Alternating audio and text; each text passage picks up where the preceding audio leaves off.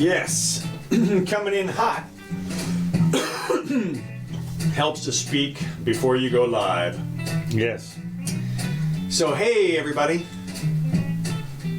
hope you're doing well. We are live right now on the Jimmy Doane Show. We do this usually twice a week, 4 o'clock New York time, Sunday, Wednesday, right here on the Facebook channel. Then I'll post a timestamp copy up on YouTube, Twitter, Facebook, as you can see. Audio, you can find us around the web, Libsyn, Apple, Amazon, Google, SoundCloud, Spotify, lots of places. Just Google Jimmy Doane, D-O-A-N-E, and you'll find us. Today is the 15th day of November in the crazy year of 2020. And we are in the studios here. I am with Dr. Doom. Dr. Doom, that's right. Yes. Yes. What's going on? Well, we're going to find out here. As an update here, I just thought I'd mention that Bitcoin is up almost to 16,000. Yeah, well, it got over 16. It got over 16. 16.5 or something. But I was looking back here. You know, in March it was 5,000.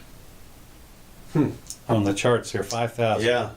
I mean, my God, if you bought it in March. You could well, but everything. I mean, shoot, if you bought Tesla in March. Well, that's true too. I'm not looking at. Okay, fine. Well, let me get over here and get into the. Everything was a buy in March. I guess. So anyway, I did. My computer froze up temporarily.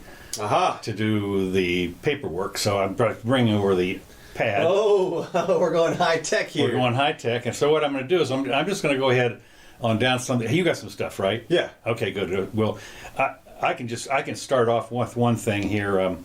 This is on Zero Hedge. Okay. Zero Hedge is a conservative. It's run by an acronym name or whatever. A guy named. What this name Zero Hedge? I always think of Hedgehog when I see it. No, I think of a game site. It says here Zero Hedge.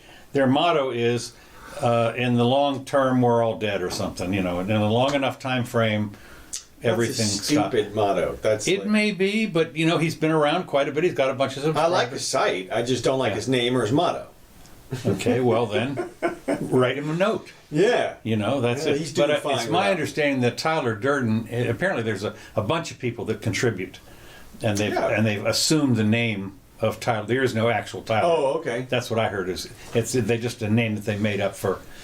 Weird. Who would do that? Who would do that? That's right. Yeah, Jimmy Doane. Right. Okay. I don't know. Our second wave is now here. New Jersey reports another record jump in COVID-19 cases. The New York City schools are going to stay open. Anyway, live updates. New Jersey sees second straight COVID record. U.S. suffers 10th day of 100,000 new cases. 38 states report 1,000 or more cases. Austria orders mandatory COVID tests.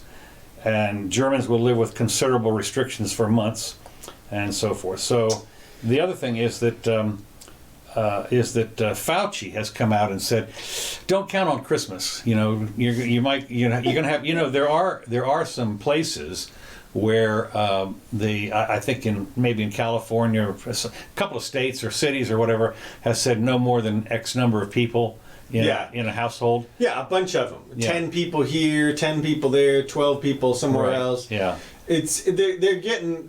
I don't know if people are going to comply with any of that stuff. I mean, good question, because they have at least I believe in Oregon, if I'm not mistaken, or maybe someplace where they have empowered the police to go into private homes and see if they're violating. Yeah, I know the new meme going around is, "Hey, we know you bought a turkey that feeds 12." Right, that's it.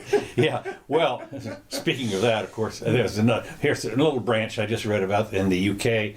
They're talking about putting a brand new tax on meat because of the preparation, the raising of herds of meat and so forth, are global warming. All right, that's like so far branched out. Well, no, we're on COVID and COVID. Thanksgiving. Oh, that's what it was. Yeah. No, I talk about mandates. Okay, forget it. No. I'm coming back. I'll come back down the branch. Okay, I'm sorry. Italy is actually, you can go to jail for 18 months for violating the curfew right now in Italy. Really? Yeah. Well, that'll keep you out of trouble. There's protests. I mean, as you would imagine, I mean, they're lining up out there, taking their masks off. Here's one. Now, this is an interesting video that just happened. This is a bunch of apparently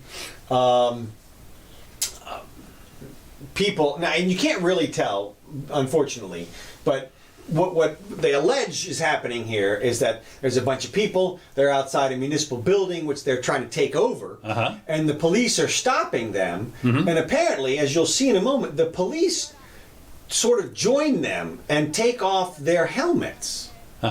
Which that is a game-changing type of move right there. I mean, that's interesting. I mean, that means the cops are on your side. At least if that's what we're actually seeing here. Now, I you can hear the Italian here, but I don't know what. But that's what's allegedly happening. Who knows? But interesting, at least. Look, at some point, people are just not going to put up with this kind of stuff. And I mean, Christmas and Thanksgiving is kind of that point. Yeah, you think so, huh? I do. I don't see people. Look, and then on top of that, you've got the reports of people like Gavin Newsom going to violating the order itself by going to a meeting with people, and Lori Lightfoot did the same thing. And they're around. You're going to find people. The guy in England who did it 6 months ago, right after the strict lockdown, went and saw his girlfriend. Look, people. The entire thing is just out of hand. It's overblown. Everybody needs to relax and chill out. I'm sorry, but not sorry. What's interesting about this is that they are talking about now this thing is skyrocketing, supposedly a new lockdown, a brand new lockdown. I mean, real, and of course, Biden has said that's has to be nationwide. Well, let's not get carried away. Look, he's talked about asking the states for now. I know. We talked about it. And you said, he's going to apply some financial pressure. We'll see, because I don't see it happening. Look, you know what he said in his plan for COVID is to appoint a task force. Yeah, I know. And look, if you appoint a task force, let me clue you in here. You have no plan. Yeah. Okay. If you need a task force, then that means you don't already have a plan. Yeah. And look, let's be honest here. The task force he named the people who are going to be in it, and they're alive today. What do you think they're doing today? Do you think they're holding back their recommendation of the best thing to do?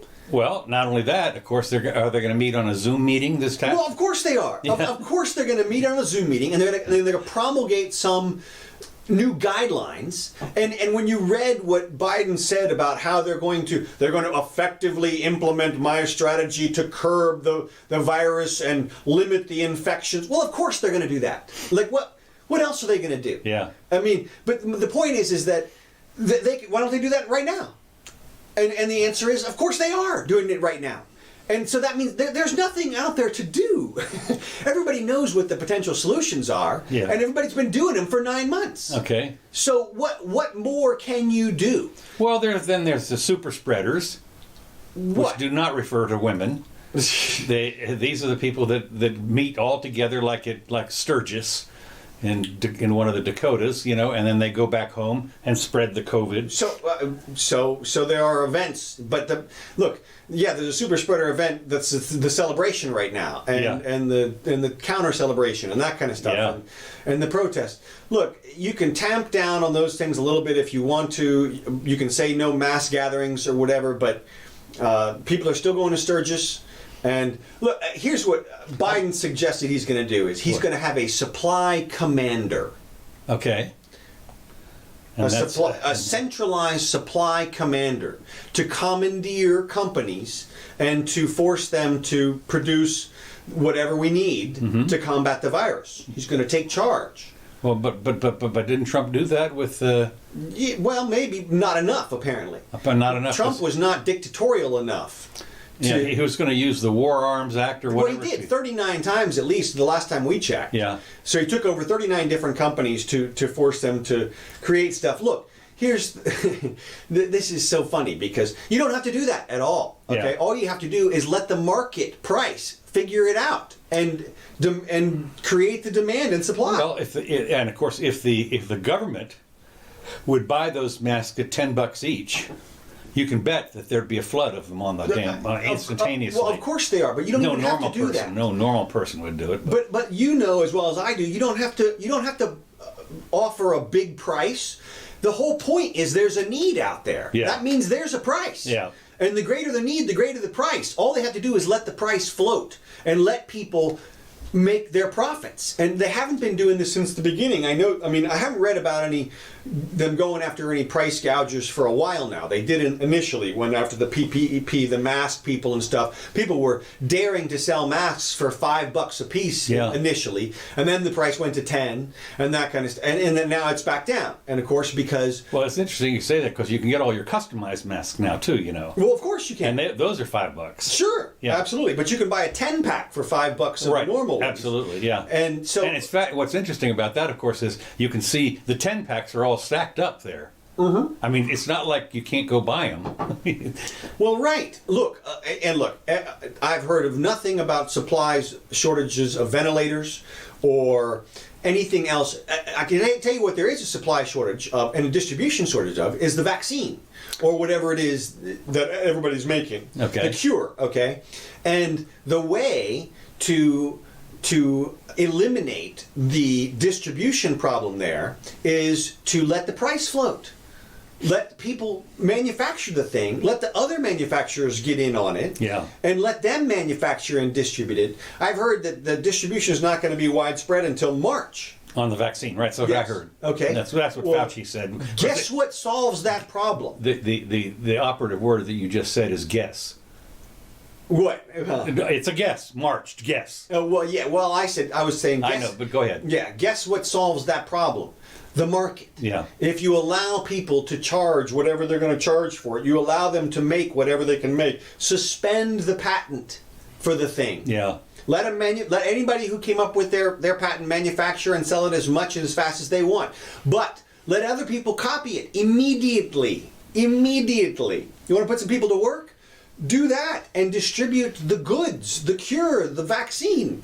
But they're not going to do that. Instead, they're going to come up with a task force and a supply commander. And they're going to fumble around because they're going to be trying to serve far too many different masters. Mm-hmm. Why not just have the entire decentralized system grow into what it needs to be via the market? What are you talking about? It's not complicated enough. See, the problem is people understand that. And the idea is to keep... They have no idea. A confusopoly is what you want. Yeah. So that nobody knows what's going on. You can have people fighting among themselves. I don't think they're doing it on purpose. I think Biden legitimately believes that a central command system is the way to go. Look, everybody talks about Hitler, the most efficient army thing. They think about the benefits. What are they called? The benefits of a large group.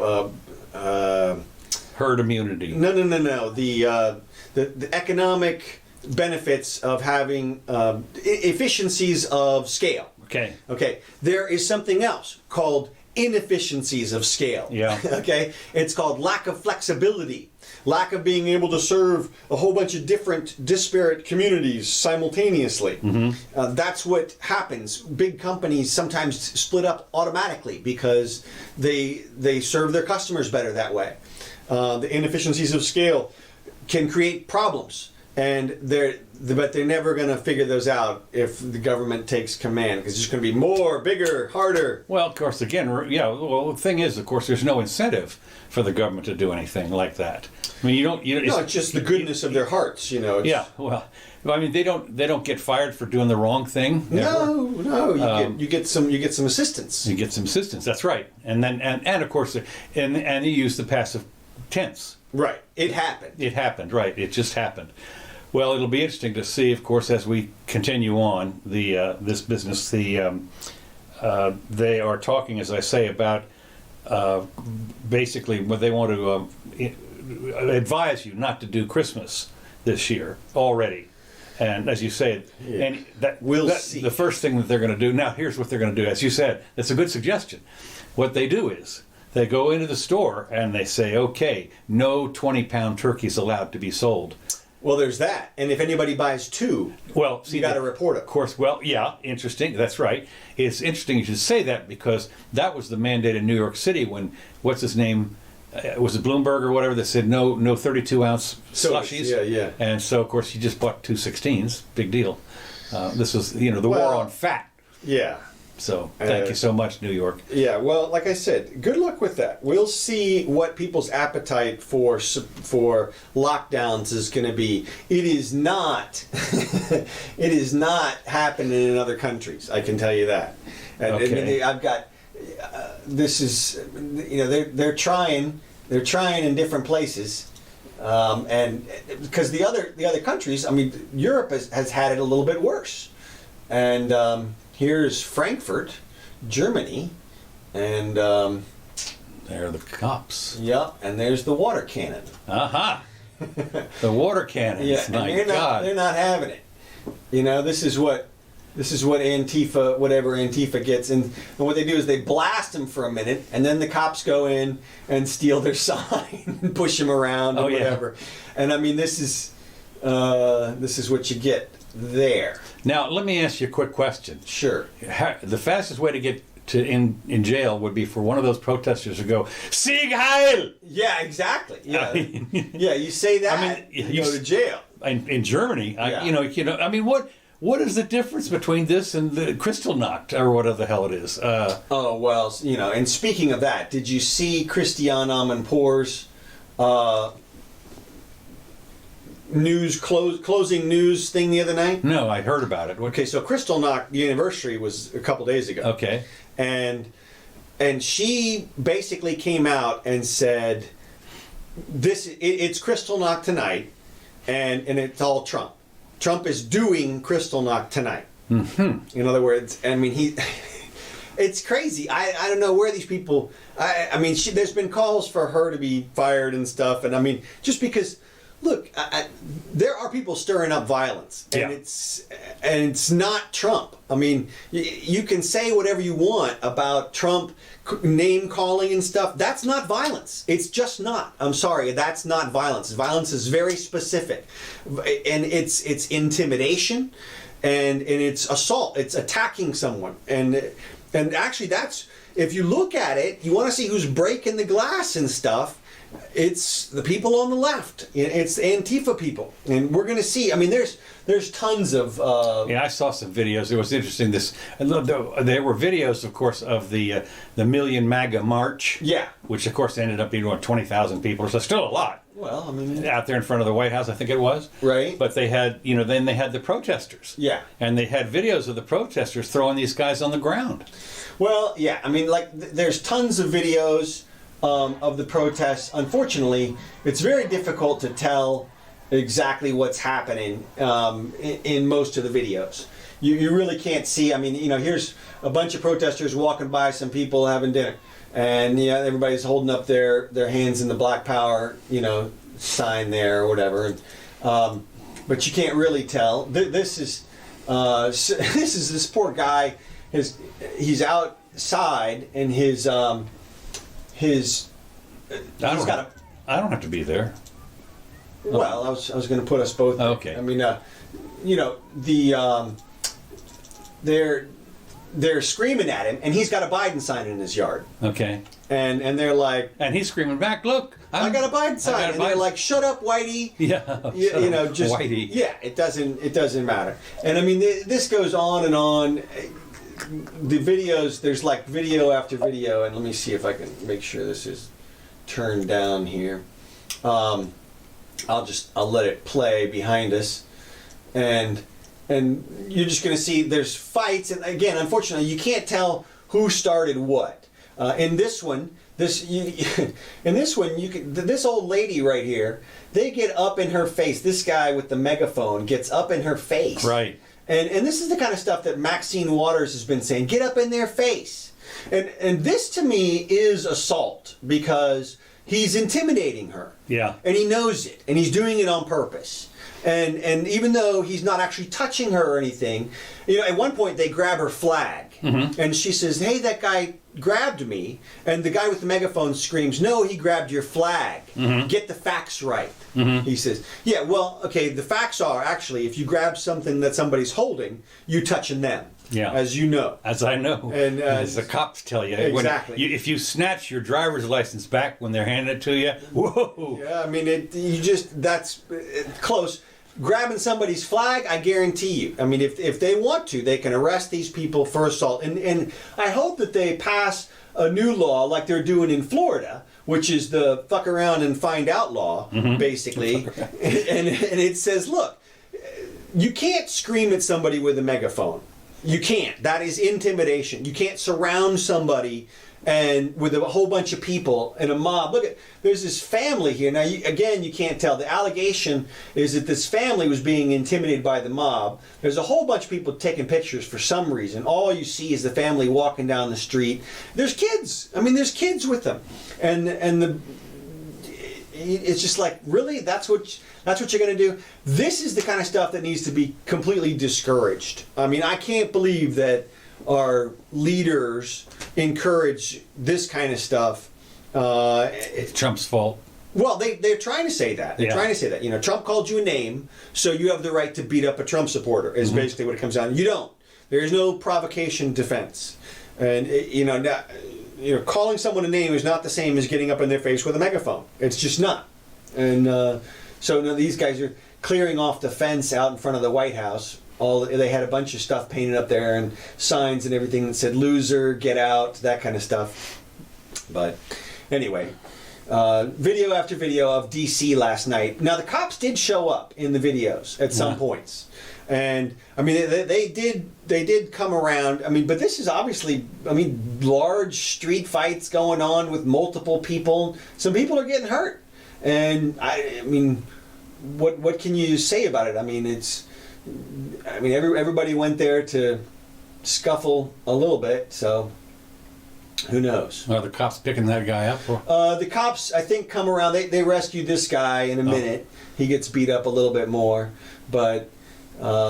You just can't tell what happened first. Look, here's the rule. The rule is the same in any conflict, raging, going from nuclear war to simple assault, and that is the aggressor is in the wrong. Now, sometimes it's difficult to tell who the aggressor is, right? And sometimes the people who want to kick somebody's ass know that, and so they set it up to look like the other guy is the aggressor. So you have to be very careful about analyzing the facts. But that is the analysis. The analysis is who started it, who threw the first punch, and of course, who drew first blood. Interesting you should say that, because they did show this one guy, older guy, I'd say. He's on here in a minute with the bicycle. No, I think it was a guy. They just shoved him down on the ground. Okay. And when the people came and picked him up, he's bloody. He'd fallen his face down there. Yeah. And he looked like he was maybe 60 years, 65. With the fat guy with the Trump shirt? This is a slender guy. Oh, okay. But that's all they showed. The guy that got punched from behind. Yes. Yeah.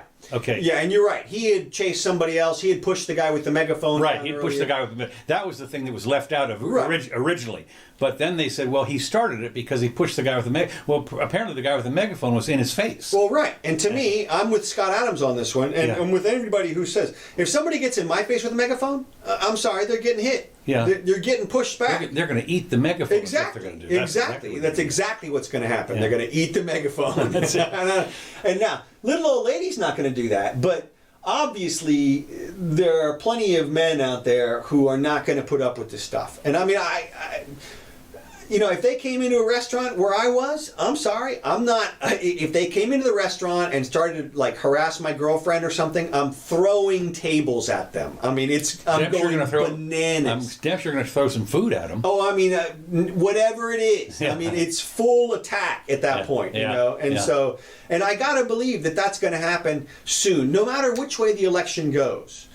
These guys are going to keep doing this stuff. You think so? Yes. Because the majority of it, the really fun part of it, is the breaking shit and getting stuff for free. And the people who are leading that are low-level criminal type people. Okay. They're not really associated probably with the movement. They just want to go out and break some shit and steal Well, some and the other thing is that I guess it's one of these things that what are your chances of being caught if there's Exactly. if 400 people raid a Walmart? Man, it's free stuff. Yeah. And they've been given license time after time after time here. They've been given license. We've seen Walmart after Target, after shoe store, just go down and people get whatever they want. So they're going to keep doing it. They're going to keep doing that until there is literally forcible resistance.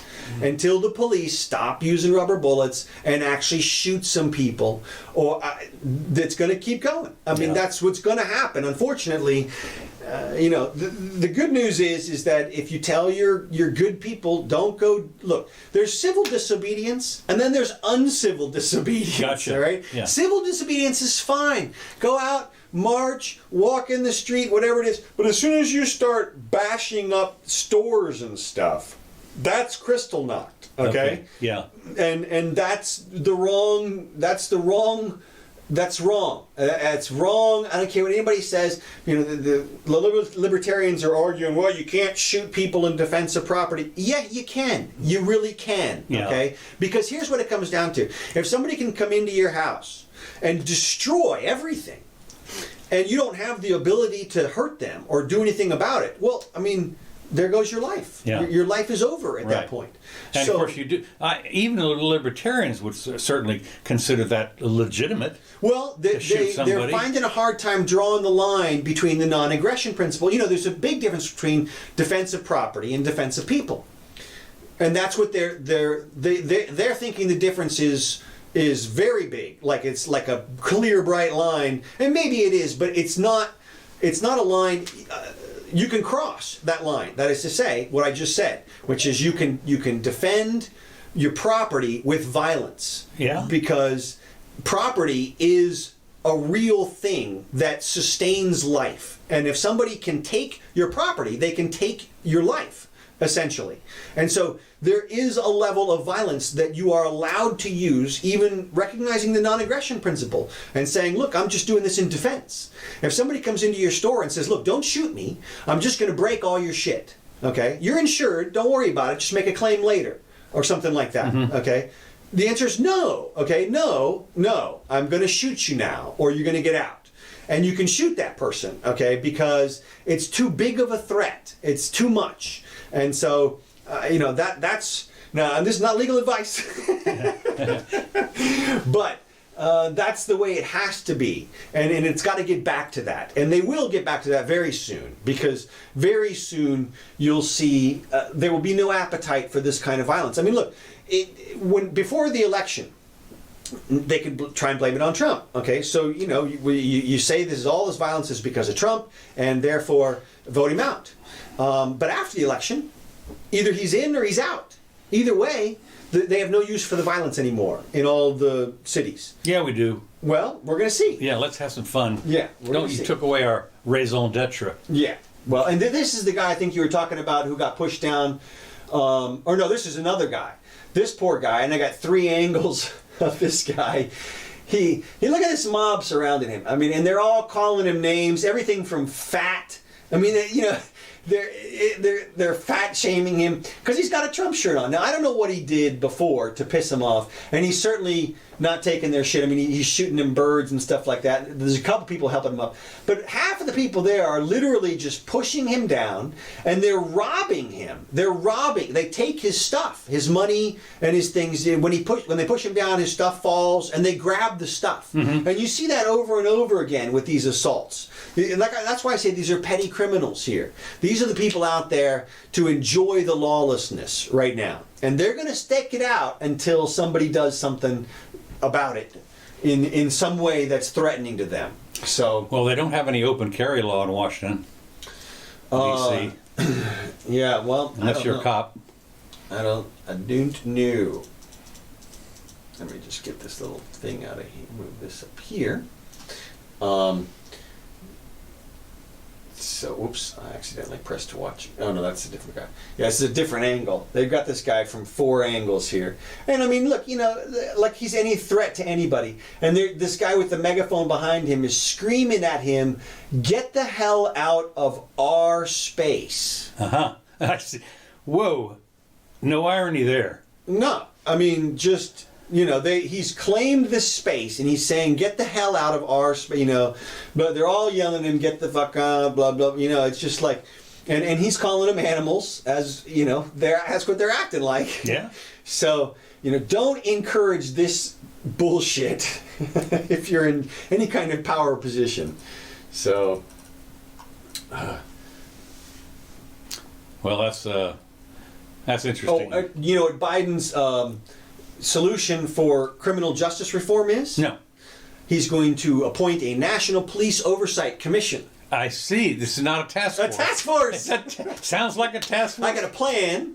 My plan is let these guys decide something. I mean, and again, those guys have never got together before. We'll see. If Biden gets elected and he doesn't do marijuana reform, there's going to be a big outcry. You think so? Huh? Yeah, I do. A lot of my Twitter feed, people are at least saying, well, at least he'll do that. Okay. So he better do that. He better. That's right. Yeah. Well, as I say, they can do the. You can somehow get rid of the federal part of it. Right. That's the whole thing. That's most of it. Yeah, that is. And it's most of it. Because even when they did recreational marijuana in California, the feds would still come in and. Yeah, they would raid the places every once in a while. They did a whole bunch of that stuff. Well, the main thing is if you get rid of it on the federal level, then the banks can. Exactly. They can use banking. That was after the raids in California were after Obama said he was going to leave them alone. Yeah. He came out specifically and said he's not going to do that, and then they did it anyway. But you're absolutely right. Once the banking can get involved, then the door blows up, the tops blow up. Yeah. Then all the states have to look at it from the standpoint of a money-making crop at this point. Yeah. It's a $50 billion crop already. Now that's about the size of orange juice or coffee. I mean, we're talking major commodities. Yeah. And wonder if it'll trade on the commodities exchange. Well, yeah, maybe so. It probably will because there's certainly marijuana futures. Yeah, why not? Why not? Right now everything is too volatile, and of course, the banks can't get involved.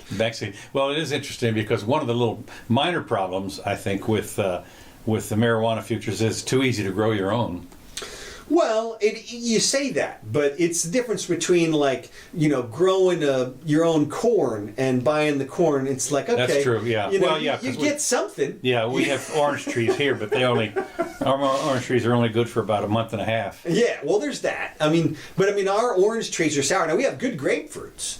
Our grapefruits, we don't have to buy grapefruits for 4 months out of the year. Right. But the problem is, as you know, you try to grow yourself a supply of something, and man, you got to have an operation. Yeah, and it's a lot of work. Let's face it. It's interesting when I see the people that are on their sustainable farmette or whatever. They're busting their ass. Every day. Well, it's like the Chaz group. Somebody calculated that garden was going to supply one person with a salad in about 2 weeks. Yeah. My thought was that it was going to start producing food about the time some of those people were released from prison. But well, it's interesting. They said along the same thing. They're talking about another. With the COVID business ramping up like this, the Fed is saying that it has to double. I don't know if the Fed said it, but everybody else is saying they need to double their QE, and another stimulus package, and they need a catalyst for this. Right. And the catalyst is going to be the new COVIDs, probably. Okay, so let's get into this little economic situation here. Okay. Now, I don't know if people have realized it, but we're in the same economy that George W. Bush started in 2008. And by that I mean... that was 2008. Yes. In 2008 was the first year that the Congress... That's when Bernanke, or not Bernanke, but his predecessor. The girl. No, before it was... anyway, the chairman of the Fed went into, it was Geithner and Paulson. Okay. Went to Congress and they said, look, we need a bunch of money to bail out the banks because they're in trouble. And now, these are bankers, of course, talking to Right. Okay. Yes. And we need the money, and the number we're going to say is 800 billion. And they picked that number literally because it was a really big number. Because it was so big that they knew that it would cover all of the banks for everything. Now, Bush caved and said, okay, here's your check. And they gave him the cash. And that was the first year we had $1 trillion deficits. Mm-hmm. Every year since then, we've had more than $1 trillion deficits. Obama took that ball and ran with it. Yep. Spent $10 trillion. Trump picked up that ball, ran with it even faster. He spent $7 trillion in one term. I mean, he's on path to spend twice what Obama would spend. In fact, the debt clock has had Trump spending $48 trillion in debt by the time. Now, of course, this is over and above the tax revenue. Right. This is just a wash in cash. This is printed money. Printed money. Now, here's what you got to ask yourself about this situation. W threw money at the situation. Obama shoveled money at the situation. Trump wheelbarrowed money into the situation. What can Biden possibly do? I mean, everybody who needs money at this point has money. The junk bond fund is like fully funded. I mean, you can get money for anything at this point. And so what else can you do with the money? I mean, if somebody comes into your sandwich shop with a wheelbarrow full of money and they say, hey, here you go, use this money. There's only so much you can do with it. You know, you can get a better cash register, you can get some better chairs and tables and stuff, but it's not like you can hire more employees. I mean, there's only so many sandwiches you can shunk out the door. I mean, you can open a new location, but if they've given your competitor the same amount of money, then, there's only so many sandwich shops that can be around. Well, you'd think so, wouldn't you? Yeah. I mean, well, you'd think that, but that apparently does not hold for pizza shops. and Chinese restaurants. And Chinese restaurants. I mean, God, we have Starbucks. We've got. Well, that's only one company, of course. Right. They're all. But I'm saying, when you go into Starbucks and then there's a back door to another Starbucks, you got a lot of them. So the thing about it though is when you look at I didn't realize how many pizza shops we have in this town. Yes. But they're all making money. Well, look, but see, we live in an anomalous town. And the university town. Exactly. Yeah. There's 1 billion kids eating pizza every night in this town. I mean, and so of course you're going to have that. I mean, that's anomalous. So, but look, my point is that what can Joe Biden do except for offer the same thing that's already been offered all of this time, which is just more money? I mean, at some point, it's just. What is that? Well, no, this is interesting. This is something else. And they can't hear this right now, but this is one of those things where all the news people come out and say the same thing. Oh, okay. And you can tell if you watch it. This is on Twitter right now. It's news stations from all over the country. Okay. And it's all different. It's Fox, NBC, all of them, and they're literally saying the exact same words. Okay. And what they're doing in this particular clip is they are announcing the dangers of internet news. Really? Yes. I see. They're Gee willikers. Yes. Hard to believe. Hard to believe. But they've come out and they've said that it is extremely. The tagline at the end of this is this is extremely dangerous to our democracy. If you listen to this last little clip right here, every one of these people says in their own voice, "This is extremely dangerous to our democracy," and it's like, yeah, it is. You know what's extremely dangerous? What you're doing right here. Yeah. Free speech is one of those things that needs to be reinvigorated, because we're starting to go down this road like England and Canada where people are starting to put limits. This particular clip, I mean, this is another, it's just an amazing one.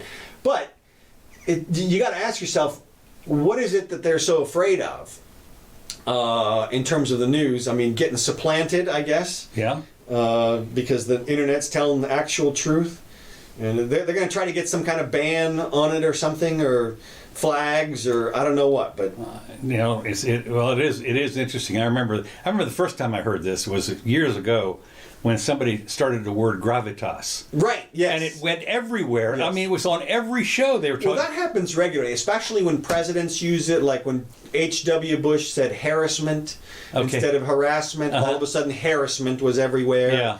And Clinton had a couple of them. You know, we're going to shore up. He said we're going to shore up this, and all of a sudden, everything was being shored up. Well, the other one was the mispronunciation of the W did. Was nuclear. Nuclear, yeah. Nuclear. Oh my God. Nuclear. Oh shit. Heck yeah. And even when it was pointed out to him, no, it's nuclear. It's nuclear. Yeah. Well, and he's a native speaker, so yeah, right, native speaker. That's right. That you know how the experts figure out what's right? They poll native speakers. That's right. So if you're a native speaker, you're good. So all right, my question is this though. What can Biden do except for spend more money? You know, like you said, they're going to come out with a stimulus on steroids, infrastructure program, more spending for every government thing, obviously task forces for everything. Oh, you know what they're going to do for the border? Task force. Oh, yeah, task force? Yeah, hard to believe. Hard to believe. No, we're going to build a wall down there or something? He's got a task force that's going to decide. Oh, okay. He's got a plan. The plan is to get a task force. A task force. And they'll come up with the plan. That's right. Okay, my plan is to get a plan or something. Now, so here's the thing. I went to one interesting thing. I'm going to answer my own question here about what Biden can do. Okay, hard good. to believe. Yeah. But if you go on and you check the world debt clock right now. Now, you've seen the U.S. debt clock. Yeah. It's awesome. Yeah, cool thing spinning over. So they've got one for the whole world. Right on that, link from right there to the other nations. Okay. What's very interesting is that when you look at some of the other major nations, in particular China and Russia, their intake, their GDP is much higher than their spending. Okay. China is collecting twice as much money as it's spending. So their debt is something like 15% of maybe it's 50%. Their debt is like 50% of their GDP, I think.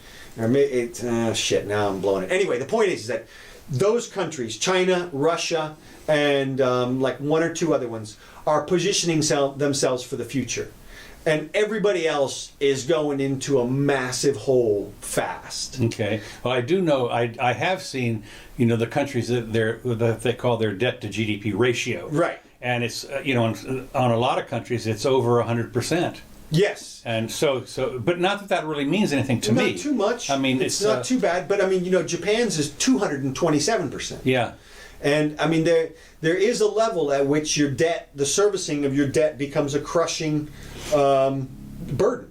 Well, it's going to be and of course that's one of the reasons why the Fed, I guess, is trying desperately to hold the interest rates down. Right. Now, what do you think the new Fed is going to do? Apparently, Janet Reno? No, Janet. No, he's thinking of appointing Yellen again. No. Well, he wants to appoint Yellen to Treasury Secretary. Maybe that's it. Yeah. But what can they possibly do? I mean, they're going to do the same thing. It's going to be the same economy. They're going to do the same. It's just going to be spending, and more spending, with no end in sight. Hadn't hurt us yet. No, and that's it. Apparently, they're going to wait until it hurts, and then it's going to be too late. Yes. So. Well, a lot of people, whether you like it or not, a lot of people are hurting. Yeah. I can tell you because, certainly if you're living on Social Security. Yeah. I mean, I know that Grandma was getting like $1,300 or something for her Social Security, and she was the only reason she was making it is because we were helping her. Right. But even so, it's crept up by such a little amount over the cost of living increase, man. Yeah, right. Yeah, the COLA. I got my announcement of my COLA. My Social Security check's going to go up by I think $8. There you go. There you go. There's your cost of living. Yeah, you're loving it. Yeah. Well, that's what I got. So what we're waiting to see, of course, are the cabinet. The people that he's going to appoint to the cabinet. Yeah. And it's anybody that has read anything says could be same old, same old. Yeah, people keep saying he's going to appoint like old guard people as opposed to AOC and the squad. Yeah, right. Bernie and Warren and well, look, he's got to get through the Senate, and that's a problem. I mean, if Mitch retains the Senate in January with Georgia, then he's going to have to pick some more centrist people. Because, like you said before, the Senate gets a say. Yeah. So. Well, I think that it is interesting that it's hard to believe that even the Senate, on your cabinet choices, it's hard to believe they'd turn anybody down. Well, I agree with you there. I mean, it would have to be a pretty inflammatory choice. But some of those people we mentioned might fit the bill. I mean, it's, I don't know. I mean, you're going to be very careful about appointing people out of the Senate. That's for sure. Well, that's another thing. I mean, they said, if the Republicans end up with a one vote, right? You can see that. Warren's in a district. She's got a Republican governor, I think, and yeah. So it's we'll see. They'll be fighting it out. But my thought is, so the debt's at $27 trillion right now. I'm going to say by the time it gets to $100 trillion, are you? You're going out on a limb there, aren't you? That we're going to be in trouble. I see. Now, at the current rate, that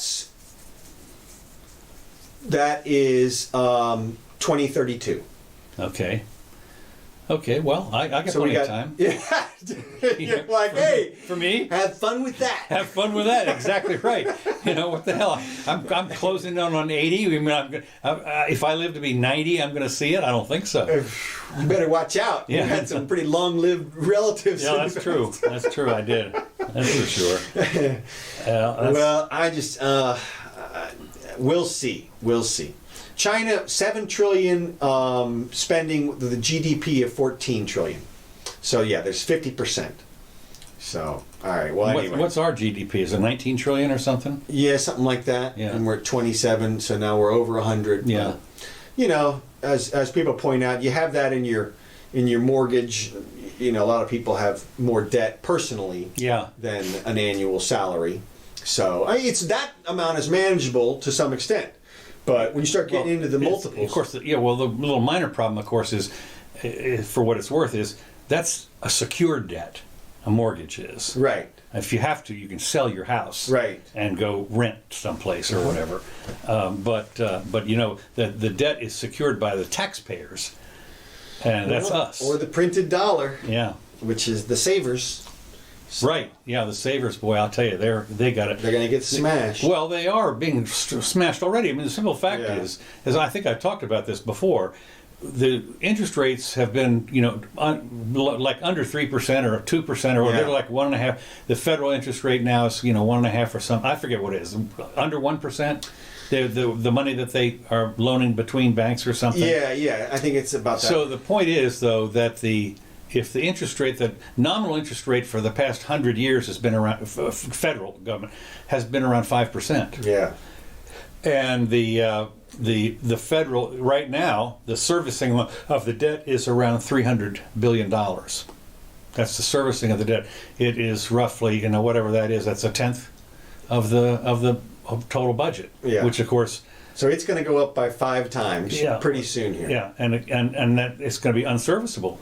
Well, they're going to service it until they don't. Well, I was having a dream about this. They were talking about this. The one thing that they're never going to do is to not service the debt. They will cut. I believe they would cut Social Security to off completely before they'd cut the servicing of the debt. I don't know. I think there's plenty of people up there who are default minded.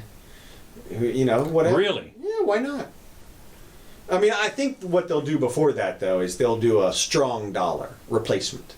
We'll follow the other countries that do. You know what? We made a mistake, but now we're going to put the brakes on it. But first, we're going to give you a little haircut. Yeah, yeah. Well, as I said, I remember when I first went. The first time I went to France, there were the new francs and the old francs. Right. And they were 100 to 1. They've done it. Pesos went 1,000 to 1. Did they? Yeah. And in Argentina did it. Look, everybody does it. Yeah. Everybody does it. Yeah. So we, a little haircut on the dollar. Yeah. Something like that. issue. It is interesting to see how that's going to work out. Well, we'll probably won't have long to wait. I mean, it'll be, we got another. No, I think within the next 2 presidencies. Looking at the world debt clock, when you look at the options that'll be available. I mean, if China and Russia keep those trends in check. Now, I mean, maybe they won't. Maybe that's Well, the problem is one of the little minor problems is if the United States is buying stuff from them with our dollars that are worthless. Right. Who's going to do that? Well, I mean, yeah, and the only good thing they can look forward to is they're cranking up production for when they cut us off, basically, or they've got tons of production. So, well, we'll see. That'll be again. That's when you talk about that interaction stuff. I did see something. That China, of course, is doing massive investments around the world. Oh yeah. I mean, they were going to build the second Panama Canal thing through Nicaragua. Yeah. Not too long ago. Right. They were buying up the entire port of Kenya. Yeah. I mean, they're expanding. What they've done is on those. They've done the smart thing. They have had. They've had the government take out a mortgage.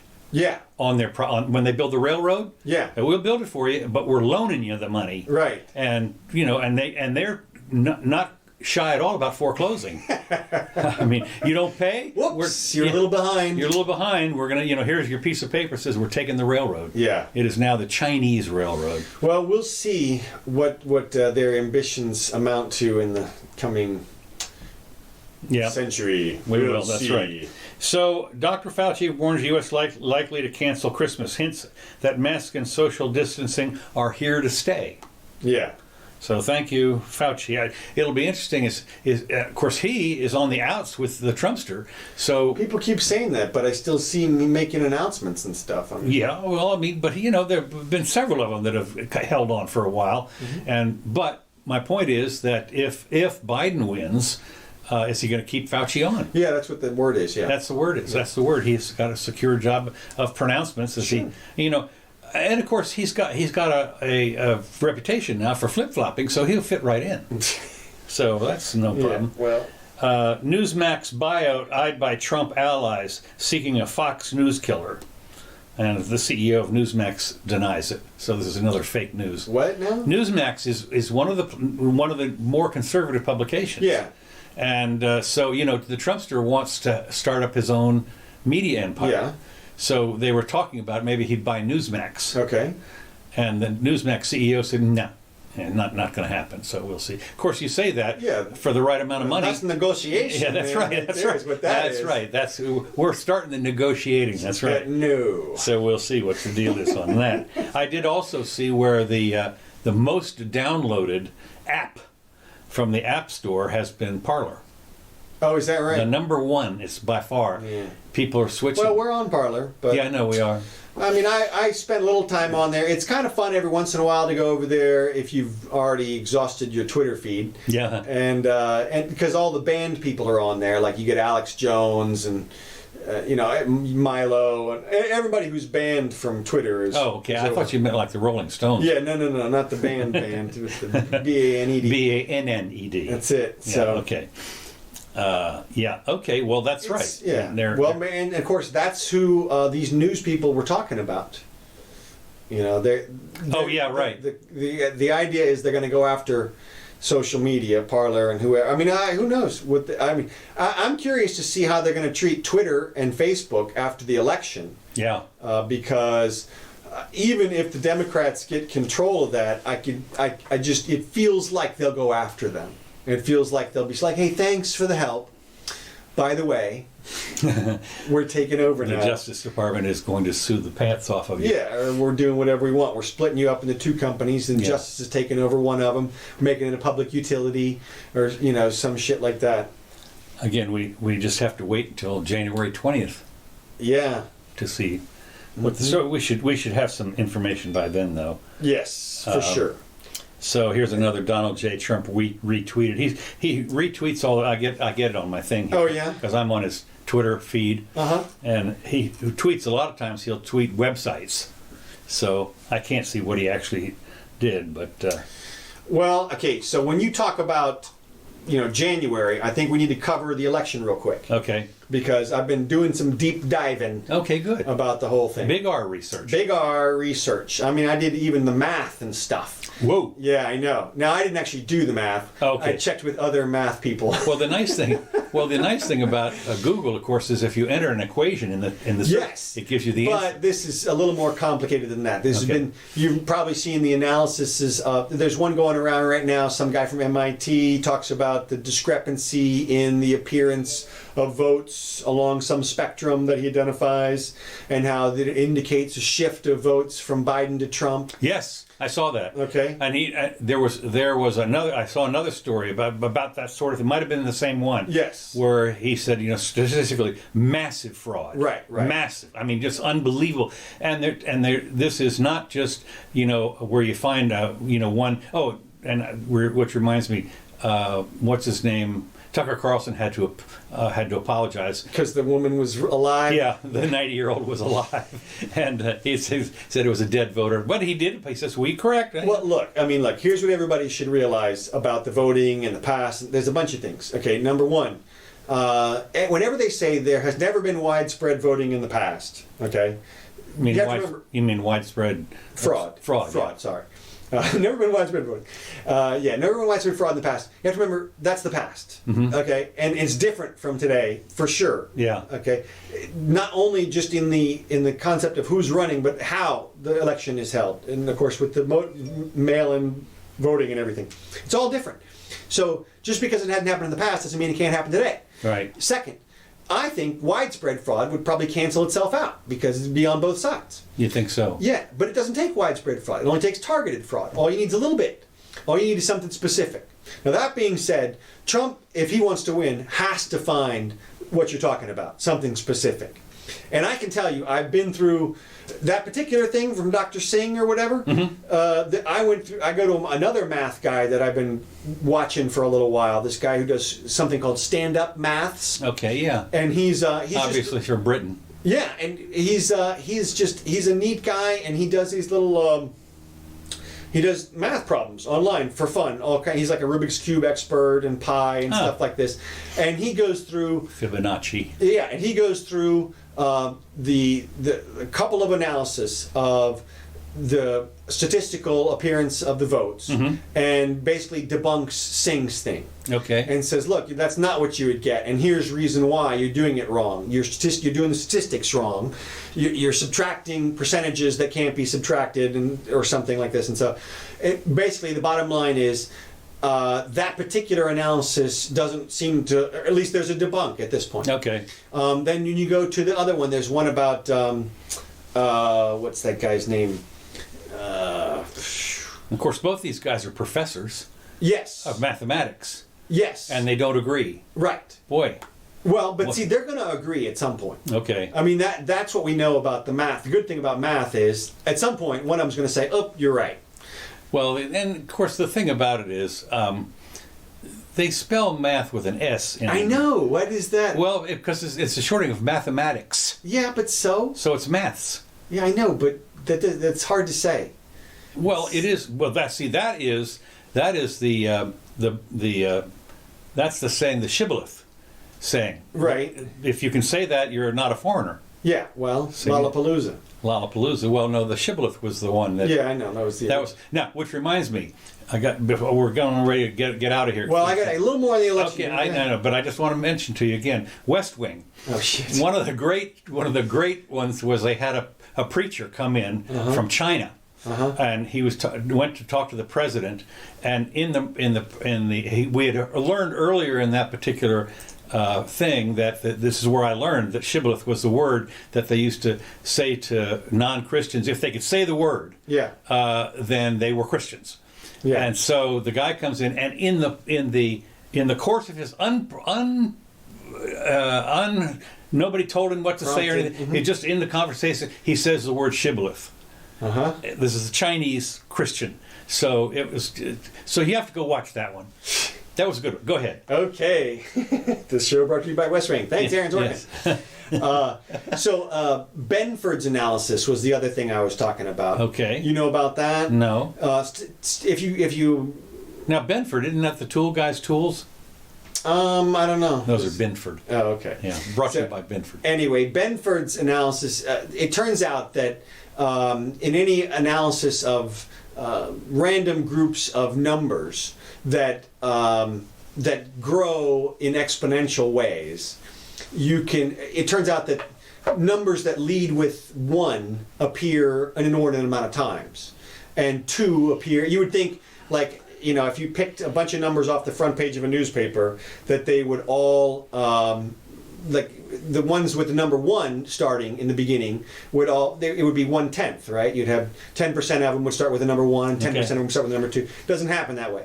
Turns out 30% of them start with the number 1, 15% or 18% start with the number 2, and 12.5 with the number 3, and then 9, and it's because of the square of distance. Anyway, the math works out. The thing is, though, is that if you use Benford's analysis on the accusations so far on Trump's campaign vote appearances, it doesn't show any statistical anomaly. And there's another analysis that you can do on the back end of numbers. It turns out that the last 2 digits of randomly selected groups of numbers turn out to be very random. And so that's another way analysis. This guy did that analysis too. Nothing there either. Okay. I have looked at the affidavits that have been filed. A few of the affidavits, not all of them. Obviously, there have been hundreds of affidavits filed in all kinds of different courts. But you would expect that the good ones would be circulating around the internet, right? I have read half a dozen affidavits or so, and not 3, okay, half a dozen. And anyway, they were crap. They got nothing. It's stuff like, I saw a bunch of people come in the back door, and then every one of those votes I saw was for Biden. But it doesn't say how many that guy saw. Yeah. Maybe he only saw 1 or 2 or 5 or whatever. I mean, he apparently wasn't in the counting. The affidavit didn't go on to say, I then counted 500 votes for Biden in a row or something like that. Okay? So everything that I have seen so far on the internet in support of Trump's claims is bullshit. Okay. Including, in fact, the lawsuits that he filed. A couple of them have been tossed out already. Yeah. And Scott Adams' analysis was, he put some stuff out there as placeholders, and then he's going to come with the real stuff later on. That's not what you do. No. You hit him with the real stuff up front. Okay. So I'm not buying that. Okay. So Trump, unfortunately, has got a very hard path forward. He really does, yeah. Now here's the thing. He's going to win Pennsylvania most likely. Okay. Because that challenges something entirely different that is pretty well known through everything. And if it makes any difference at all, he's got a very good chance of winning Pennsylvania. Not enough. No. The problem is that he's got to win at least 3 other states among Georgia, North Carolina, Arizona, Nevada. And he's down by thousands in each of those places. Recounts are not going to make up those differences unless, as we talked about to begin with, he finds actual vote switching, like literal, undeniable switch from this to that, stuff like that. And of course, it would have to happen in several places for it to be effective enough to reverse the election. One of the things that would be interesting in a way, of course, when they're doing the recount, and you see a smudge in the Trump column and then darkened in the Biden column, you say, well, wait a minute, because that's a lot of those, yeah, right, the hanging chad, right, yeah. I thought I saw a smudge there, yeah. And of course, you always see those optical illusions, and if you look at them this way, you always see smudges everywhere. Well, I mean, look, that's why you're going to do they're doing a hand count in Georgia. Yeah. Apparently they're... I thought they're supposed to be done by now. Well, maybe so. I mean, I don't know exactly right now, but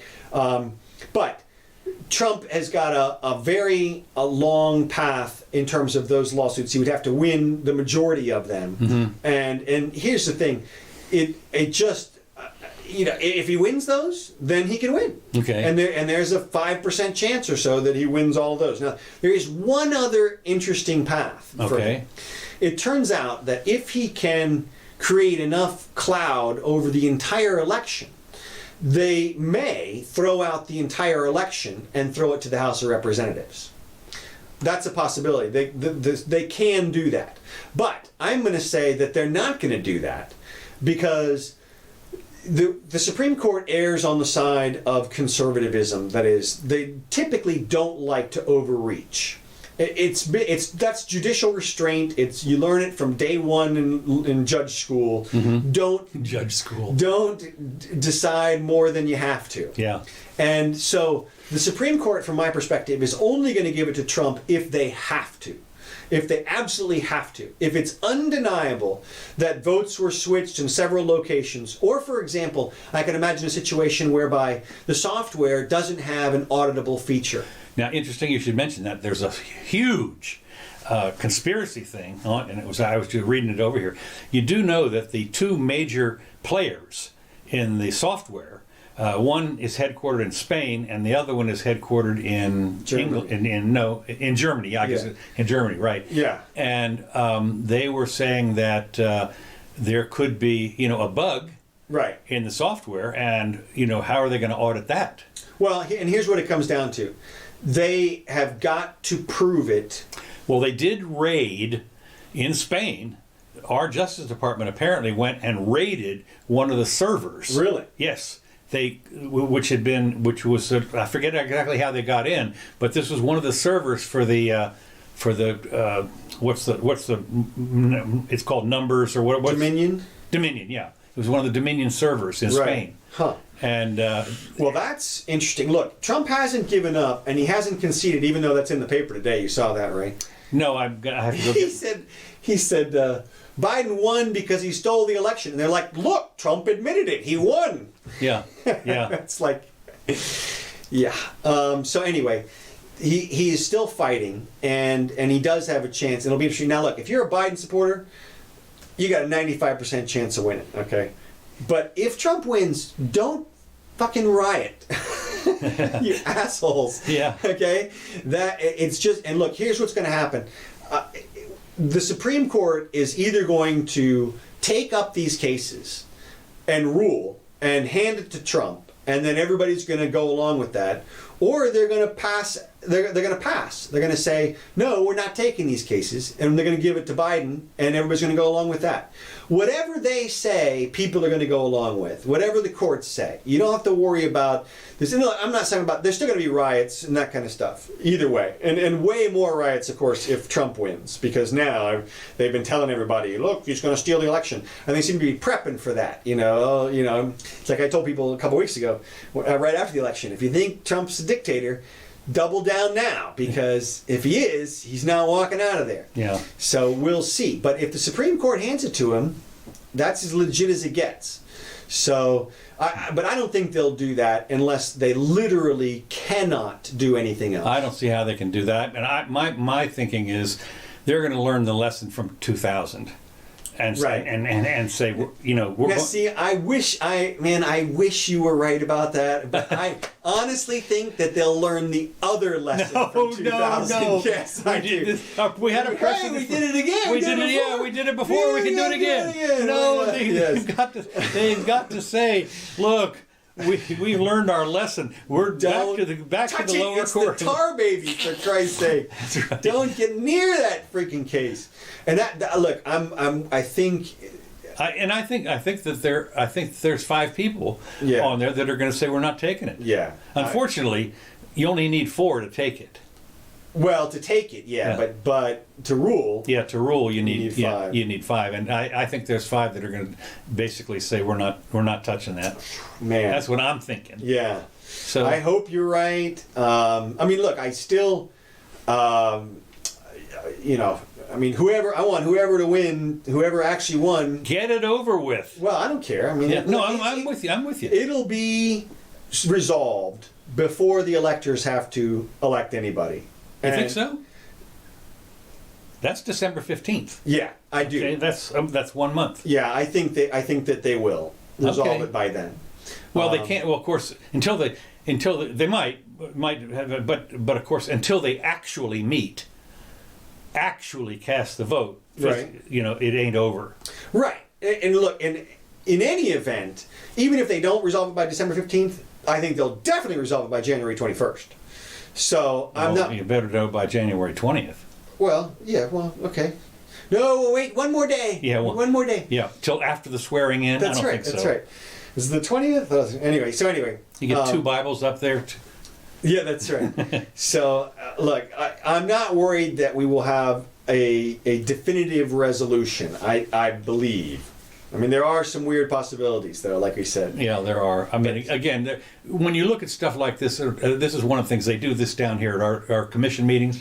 They're always bringing up these hypotheticals, right? And you're looking and you say, where'd that come from? I mean, what are you talking about? Well, and that's why I wanted to go into some of them. You know, at this point, we're still in hypothetical land. Nobody knows what's going to happen yet, and so. Well, that's why they had a couple of hypotheticals on zero hedge. Yeah. So. All right. And you got us. We're pretty much done. Yeah, we're over time. Pretty much done. Let's see. Yeah, we can leave the rest of this stuff. Oh, well, I'll mention this as we go out here. You saw what happened in Hong Kong? No. The good guys gave up. Oh, did they? Yep. Huh. The Congress resigned. Huh. You know, they basically said, you own it, China, it's over. So. Well, crazy. you know, again, what Hong Kong, fortunately for a lot of people, has become, as far as China's GDP is concerned, it's like down to 4 or 5%. Oh, yeah. I mean, it used to be like 50%. Yeah. No, yeah, it's minor relative to what it used to be. There's no question. It's not as important. That's why we're not going to war. And that's why they're going to get the thing. You know. Okay. I mean, so for what it's worth. All right. I guess that'll do it for now. Thanks so much for joining us, everybody. Oh, we didn't even check the register these days to see if people were commenting, but I didn't do my advertisement anyway. Oh well. So join us again in a few days. Let's see what the 18th. We'll see if we got any resolutions at that point. Thank you, Kevin MacLeod, for these tracks. We really appreciate it. And we'll be back.